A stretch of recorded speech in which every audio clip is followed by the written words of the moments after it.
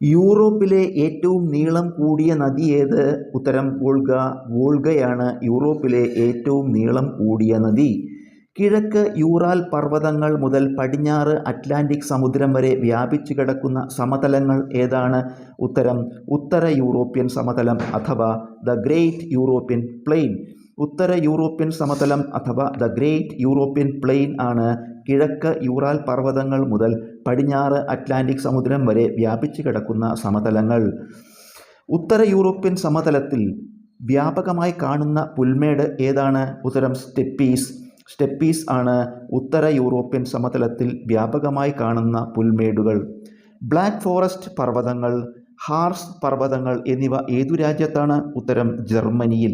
ജർമ്മനിയിലാണ് black forest പർവ്വതങ്ങൾ, hours പർവ്വതങ്ങൾ എന്നിവ.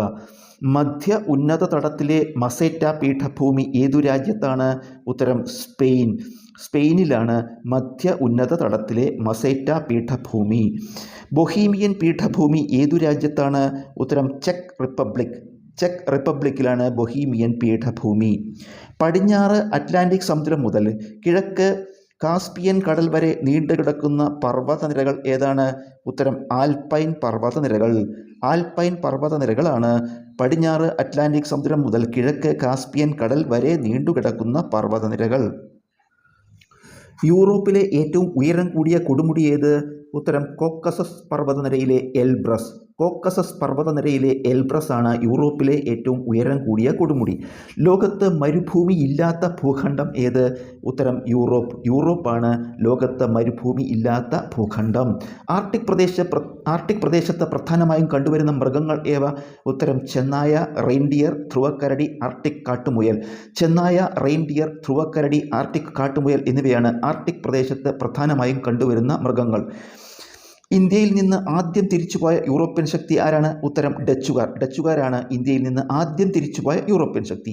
ഇന്ത്യയിൽ നിന്ന് അവസാനം തിരിച്ചുപോയ യൂറോപ്യൻ ശക്തി ഏത്? ഉത്തരം പോർച്ചുഗീസുകാർ.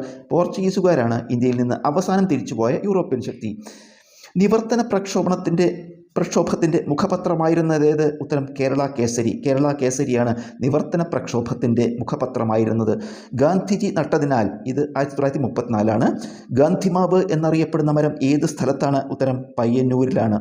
ഗാന്ധിജി നട്ടതിനാൽ ഇത് നട്ടത് 1934 ഈ ഗാന്ധിമാവ് എന്നറിയപ്പെടുന്ന മരം പയ്യന്നൂരിലാണ്.